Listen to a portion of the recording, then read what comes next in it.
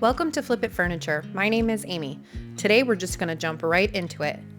This is a repaint. I painted this piece a few months ago. I put it up for sale for only 2 days on Facebook Marketplace before taking it back down. The reason is it has great storage. I found that I could really use this piece for my supplies, especially my transfers and my stencils. I painted this with the intention of it going in a child's room to maybe store their books or something. Since that's not the case anymore, we're just going to repaint it. For the prep, I used the Dixie Belle mud to fill in those little creases on the trim. And now I'm using Dixie Belle's Boss, just one coat because I'm not sure what I'm going to do with this yet. And I just want to paint over. There's a decoupage on the front and some stenciling on the sides, and I want to paint over that and just give myself a clean slate so I can figure out what I want to do with the piece. Of course, I'm going to use some WoodUBends. I've got a thing for them right now. They're super awesome, really fun, and they step up your piece. So I take my piece and now I'm using my hair dryer because it's a little bit bigger, and you just heat the piece up until it turns a little bit bendy. And it takes a few minutes. I'm gonna get one of those big heat guns soon, but this works just fine too. And when it's bendable and it's warm, I'm using Titebond wood glue on the back, and I just spread it with a little artist brush.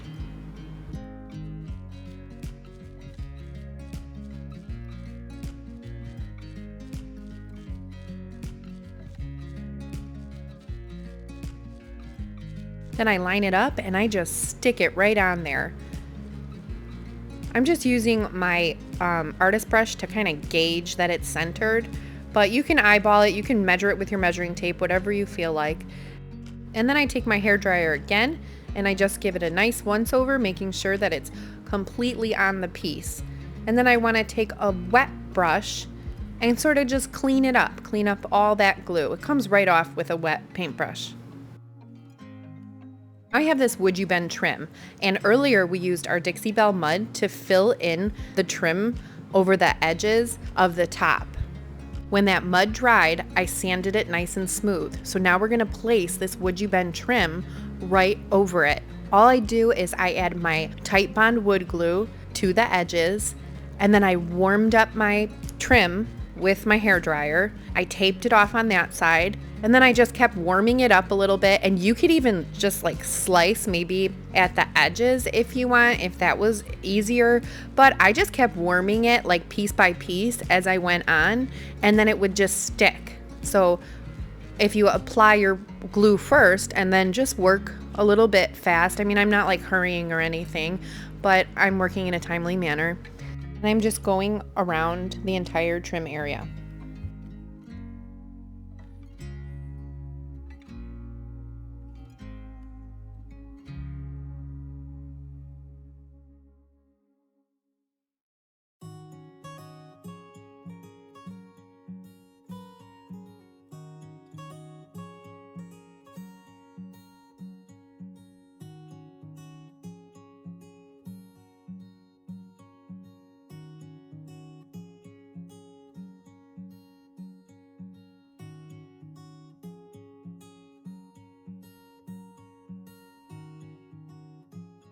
I've decided on my color, and I'm going to use mostly Dixie Belle's Antebellum Blue on this piece. And I'm using my water mister, my brush, and my paint. My water mister is going to help sort of just thin the paint out a little bit so I don't have a lot of brush strokes, and it helps to move that paint around. And I like to add thin coats because if you add it too heavy, it just seems really gloppy, and we don't want gloppy. We just want nice and thin and clean. I'm adding the 2 coats all the way down the entire piece, even over my WoodUBend trims.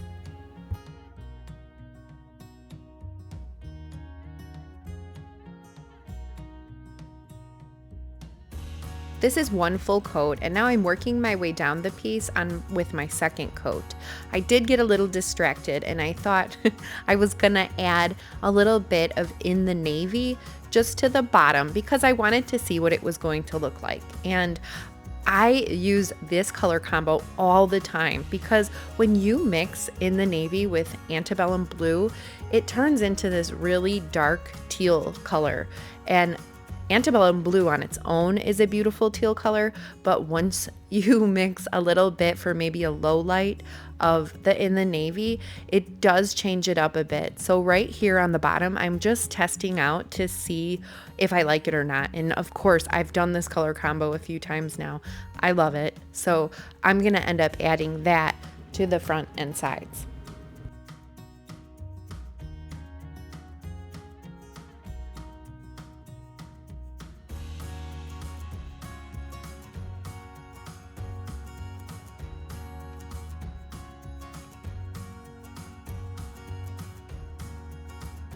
As I'm working on my second coat of antebellum blue on the sides, I am adding in the navy to the creases as well, just for that shadow-like effect.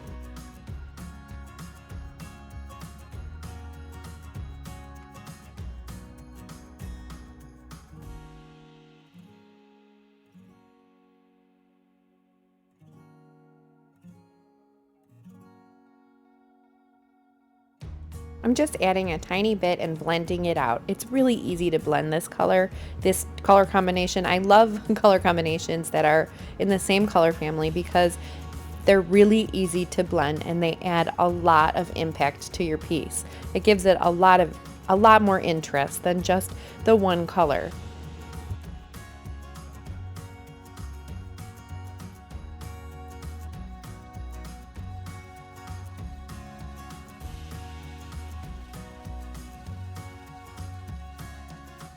Have in the navy where I want it to be. Now I'm going back with my antebellum blue and I'm making sure I'm using my water mister to activate the paint. And I'm just blending it. I don't want you to be able to see that it's in the navy there. So I'm just gonna give it a really nice blend. And I'm adding a lot more of my antebellum blue to more of the center and then the outer parts. I just want that in the navy to be in the creases there, just to give it that dark shadow. As I'm blending it and I'm going to the center, that in the navy with the antebellum blue is making this dark teal color. It's just gorgeous. Once it dries like a gemstone. Antebellum on its own is like a gemstone and in the navy like a sapphire, but there's just something about when the color is together and it's dry and you put that sealer on it, it's beautiful. When I finish with this side of the piece, I move on to the other side and I just follow this exact process. It's the next day and everything is dry, so I'm going to use Dixie Belle's Clear Coat in Satin and give the base of this and the trim a coat. I'm still not sure about the top. It's just antebellum. So I'm trying to think at this point how I'm going to execute what I want to do on the top of this piece.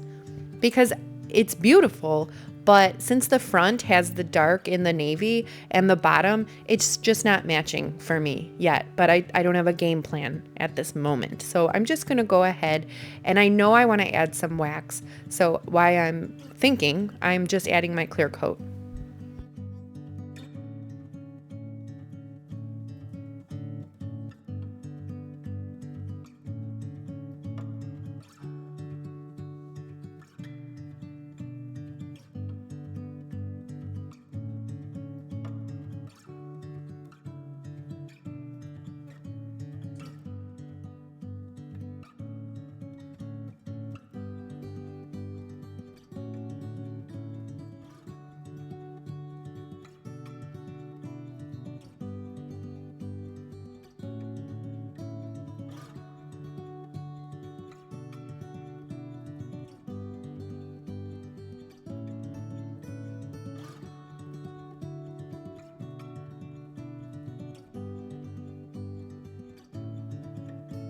Adding your clear coat can be a little intimidating when you have all of these intricate details, but as long as you don't leave any drips or globs, it comes out really nice. And Dixie Belle's clear coat is really, really easy to use on these areas. So I'm making sure just to apply it. It looks messy, but once it dries, it's gonna be beautiful. You don't wanna leave any clumps or drips. That's the biggest part to focus on. Biggest issue with leaving streaks is when you're overworking it, when you're letting the sealer dry too much. Once it starts to dry, then you can't smooth it out and it starts to drag your brush. Then when it does dry, those are visible. Those drags from your brush are visible, and that's how you get streaks. So you just want to focus on working in a timely manner, making sure there are no drips, and smoothing it out while it's still wet. While I'm waiting for that to dry, I go to the top and I've decided to do a 50-50 mix of In the Navy and Antebellum Blue.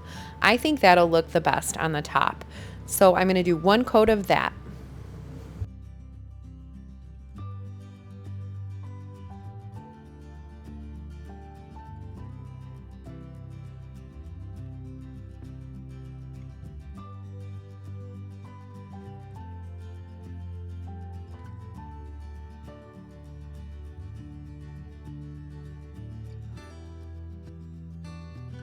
As you can see, there's these little clumps that are getting left.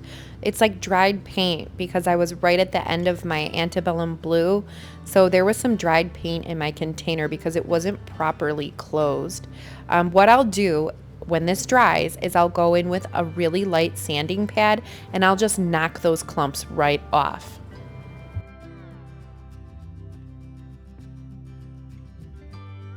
I'm using Dixie Belle's Best Dang Wax in black and a French tip brush, and I'm just going to add a little bit of wax to these WoodUBends.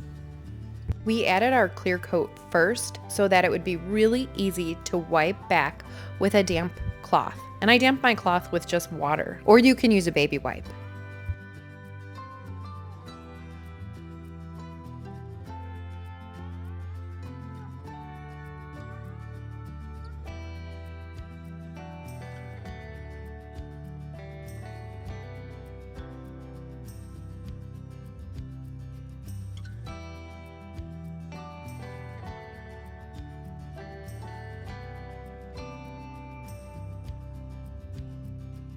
As you can see, I'm not leaving a lot of that black on. I'm just leaving it in the creases. This works with Dixie Belle's Best Dang Wax because it is water-based. It's water repellent, but it's water-based, so there's no oils in here. I love that I can wait a day for the wax to dry, and then I can seal over Dixie Belle's Best Dang Wax. I bring this down to the WoodUBends on the fronts. I'm just following the same exact process.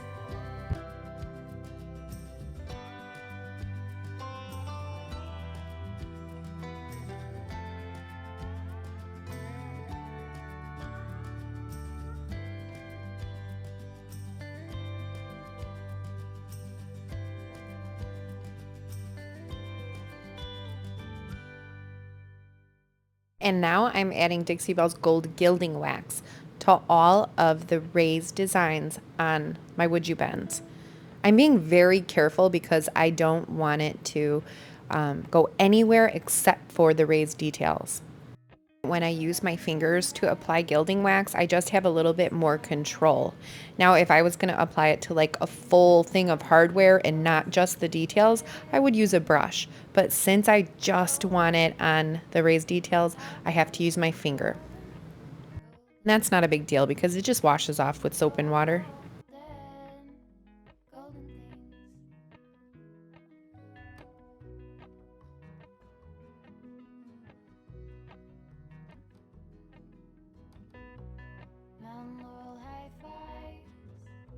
I bring it down to the other WoodUBends. Now things are still looking pretty rough, but I know in my head that I need to add one more coat of sealer, and that extra coat of sealer is going to make these colors look super vibrant. Now you could, when you're doing gilding wax is oil based, so you could add your gilding wax at the end. You don't need to seal your gilding wax. The only reason that I'm doing it this way is because I'm impatient and I really wanted to see what my WoodUBends were going to look like all dressed up. And while I have my gilding wax out, I just added this little piece of hardware to see if it would match. And it was kind of dark, so I'm just adding a little bit more gilding wax to the details so that it'll match the WoodUBends. I've added my last coat of sealer to the bottom of the piece. I didn't do it on video because you guys have already seen it. Then I took a little bit of that color that I used on the top that I mixed together, the antebellum blue and in the navy, and I added that to what I had left in my sealer container, because I'll probably do 2 more coats on the top. It's looking a little bit rough again because it's chalk paint, right? And I had to sand the top. So once I add the sealer with a little bit of my chalk paint added, it just makes it so much easier and it gives it such a smooth finish. If you're ever worried about your streaking, just add a little bit of your color to the top coat if you're using one solid color. Now, if you're blending, you can't do that. But if you don't like the idea or you feel intimidated, they also have sealers that come in a spray can, and I've used those many times on my channel. I love them, especially for light colors. Varathane has a water-based polyurethane that's amazing, and you can just spray it on the top. I do this when I'm using light colors because I have dogs and I'm always covered in like little dog hairs and things like that. So you don't want to seal any kind of lint or dust or anything like that into your light colors because you can see them and they look awful. So I do tend to use the spray can when I'm sealing light colors. Here's what it looks like before we started painting. And here's what it looks like today. The color is so vibrant.